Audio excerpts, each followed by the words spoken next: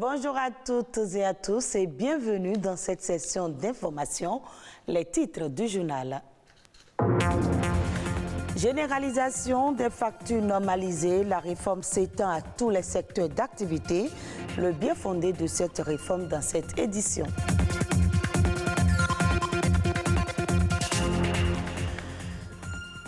La production maraîchère au Bénin est dépendante des engrais et intrants chimiques. Bon nombre de maraîchers les utilisent pour accroître le rendement. Cette pratique n'est pas sans effet sur l'environnement.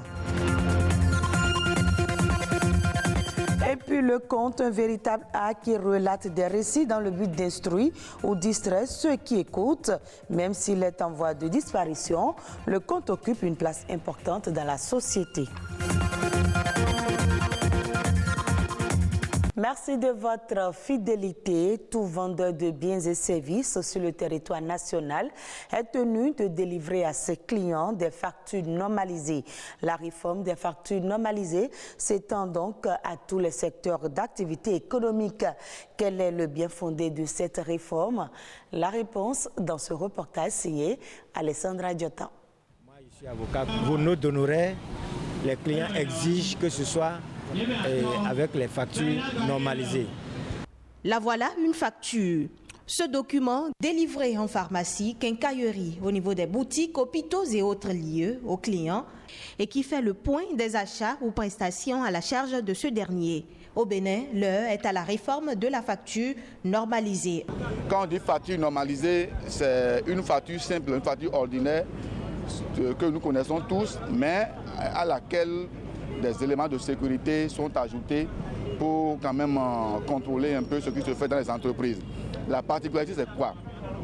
La particularité, c'est que désormais, tout ce qui se fait dans les entreprises est directement envoyé à la DGI via notre système qui gère cette plateforme-là. Et en temps réel, nous pouvons savoir ce qui se passe dans les entreprises. L'émission d'une facture normalisée est possible par le biais d'une machine physique ou soit par le IMECEF, qui est une option numérique permettant à tout type de contribuable d'émettre sans machine les factures normalisées. Le premier avantage, le plus flagrant qui est là, est que l'achat de la machine et l'utilisation à bon escient permet la sécurisation des données au sein de votre entreprise. À la fin de la journée, vous n'avez plus besoin de se tracasser avant de savoir le chiffre d'affaires que vous avez effectué. La machine vous permet de faire les rapports sur des périodes. Il y a des entreprises qu'on appelle les assujettis redevables à la TVA qui collectent la TVA parce que la TVA est supportée par le dernier consommateur. Donc quand toi tu es un client et que tu vas dans cette société que tu achètes, si tu réclames ta facture normalisée, tu es sûr et certain que les 18% que tu as payé sur ton achat, que ça sera reversé à l'État. C'est normal et ça permet de donner ce qui revient à qui de droit. Ce qui est pour l'État, ce qui revient aux entreprises, pour les entreprises. La réforme de la facture normalisée a été initiée depuis 2016. Elle a d'abord connu un début d'expérimentation en 2018, avant la décision de généralisation aux moyennes et grandes entreprises intervenue en décembre 2019. Les entreprises assujetties à la taxe professionnelle synthétique et qui exercent dans le domaine des professions libérales sont associées un an plus tard. Et le 30 juin 2021 est la date limite accordée aux autres entreprises restées jusqu'ici en marge pour se conformer. La réforme des factures normalisées, ce n'est pas une réforme de fiscalité. Cette réforme ne crée pas une nouvelle taxe. Cette réforme n'est pas une réforme de TVA. Ça veut dire quoi? Ça veut dire que si quelqu'un était à la TPS, donc n'est pas autorisé à facturer la TVA, ce n'est pas parce qu'aujourd'hui on lui demande d'émettre une facture normalisée qu'elle va facturer la TVA. Si quelqu'un le fait, il n'a qu'à savoir qu'il est en infraction et en son temps il va répondre. Cela ne devrait donc avoir d'incidence sur les coûts des produits ou prestations. Du maraîchage se présente aujourd'hui comme une solution non négligeable pour booster l'économie nationale. Une partie de la population se dirige donc vers cette activité qui nourrit bien son homme. Ainsi, pour une meilleure production en étant réduit, bon nombre de ces jardiniers, comme ils sont souvent appelés, font recours à l'utilisation des intrants chimiques, engrais, pesticides et insecticides. Cependant, l'utilisation abusive de ces produits chimiques dans le maraîchage n'est pas sans inconvénients sur l'environnement et donc sur la santé des populations. Les précisions dans ce reportage.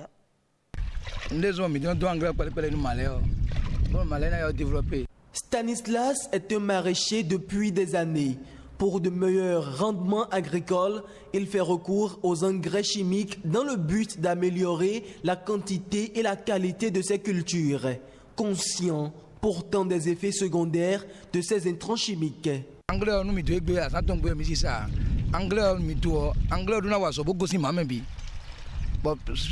Une semaine, 2 semaines, Avec l'utilisation abusive de ces produits chimiques dans le maraîchage, l'environnement et la santé des populations sont menacés. Lorsque vous utilisez l'engrais chimique, automatiquement le sol sur lequel vous exercez ces engrais-là ne peut plus produire sans ces engrais.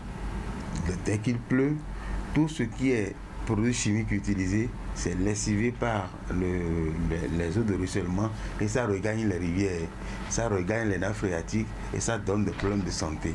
Lorsqu'on a de la patience, on peut produire bio, c'est-à-dire produire en respectant l'environnement. Quand vous vivez dans un environnement pollué, vous avez l'esprit pollué et vous réagissez comme une pollution. Lorsque vous vivez dans un environnement sain, votre esprit est sain, vous agissez sainement. Pour mettre un terme à ces désagréments et participer à un environnement sain, la Fédération nationale des organisations de maraîchers du Bénin mène des actions de sensibilisation. Nous avons redoublé de sensibilisation à l'endroit de nos membres pour qu'ils aient recours aux produits homologués, ce qui n'était pas le cas. L'autre chose, c'est le respect des délais de remanence. Tout produit chimique a un délai après lequel il n'est plus nocif pour la santé. Tout dernièrement, la FENOMA a mis en place des brigades de surveillance phytosanitaire. Ces brigades où les acteurs se surveillent d'abord pour voir s'ils sont mitoyens, n'utilisent pas des produits prohibés. Le surveille pour voir s'il respecte les délais de remanence avant de mettre en marché sa production. L'enjeu aujourd'hui est l'utilisation des engrais biologiques au détriment des engrais chimiques. Toutes choses qui faciliteront l'obtention de produits maraîchers sains en vue du bien-être des consommateurs. Parlons maintenant de l'art oratoire qui est le moyen à travers lequel celui qui l'exerce transmet des sentiments et des émotions. Il met un point d'honneur sur la culture et les problématiques de la société. Jadis utilisé par nos aïeux pour se divertir tout en éduquant, le conte est petit à petit en train de disparaître. Pourtant, nul n'ignore son importance. Boris Agossadou, ingénieur culturel, revient ici sur le rôle et la place des actes de l'oralité au sein de la société. Les arts oratoires, c'est tout ce qui est en rapport au récit, à la voix. C'est l'art de communiquer, de transmettre, n'est-ce pas, une conviction, une idée, à travers la voix, à travers les gestes, à travers les émotions. Après, la colonisation faisant son chemin, Senghor, principalement, et toute une catégorie d'écrivains ont connu l'écriture, et ceux-là étaient les pionniers de la vraie oralité, parce que c'est eux qui ont transcrit, c'est eux qui ont remis ce que les anciens disaient, voilà, c'est eux qui ont mis ça dans des bouquins. Le rôle de l'art oratoire, c'est comme tout art. C'est de changer des comportements, n'est-ce pas? De décider, de permettre, n'est-ce pas, à ceux qui peuvent décider de décider. C'est de développer, c'est de changer, n'est-ce pas, des méthodes de vie, des comportements de vie, d'adopter des bonnes pratiques. Ils ont toujours à la fin ou au début une leçon de morale. Une leçon de morale. Et quand vous écoutez vous suivez cette leçon, alors là, vous changez. Au moins, vous vous rappelez qu'il y a telle chose qui a été dite à un moment donné par tel orateur, le conteur, il peut, sur des faits de société, peut se décider, n'est-ce pas, de parler par exemple de ceux qui brûlent le feu, ou ceux qui ne s'arrêtent pas au feu, voilà, vous comprenez, ceux qui urinent en pleine rue, vous voyez, ceux qui, voilà. Donc, forcément, ceux qui s'y intéressent et s'y collent changent. Suivons à présent La Nation en bref avec Ulvaeus Balogun.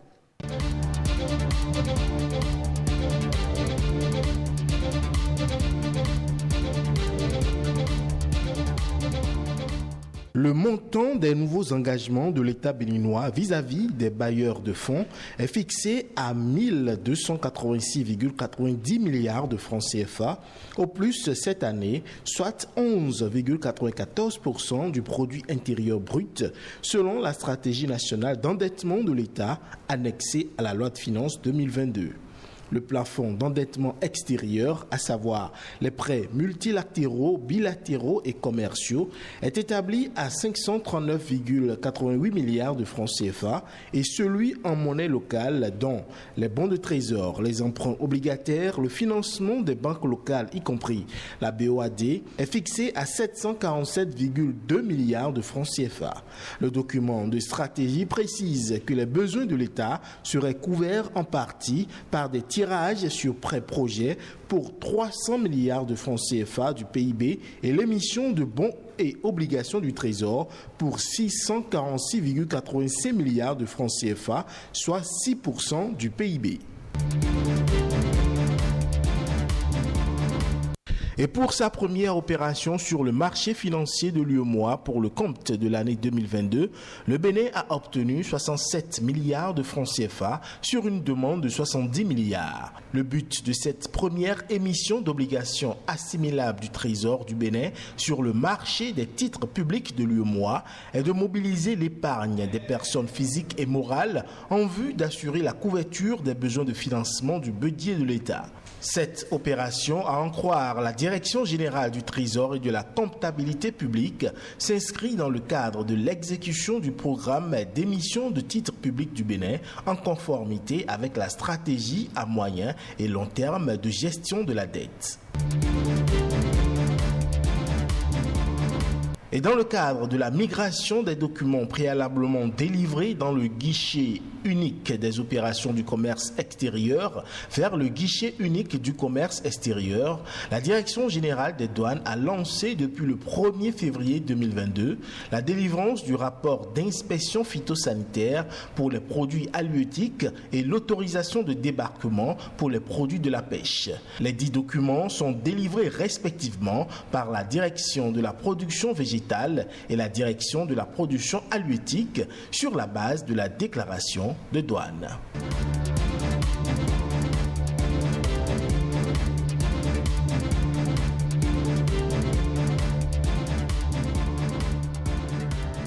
L'Union africaine place l'année 2022 sous le signe des questions nutritionnelles. Dans ce cadre, l'organisation entend déployer plusieurs interventions relatives au plaidoyer pour l'augmentation des investissements nationaux dans le domaine de la nutrition, le renforcement des capacités des institutions, la mise en place des plateformes multi-acteurs pour la coordination et l'échange de bonnes pratiques entre pays et la gestion des données et des systèmes d'information nutritionnelle. Cette thématique adoptée à l'initiative de la Côte d'Ivoire intervient à un moment où la situation alimentaire et nutritionnelle du continent reste préoccupante.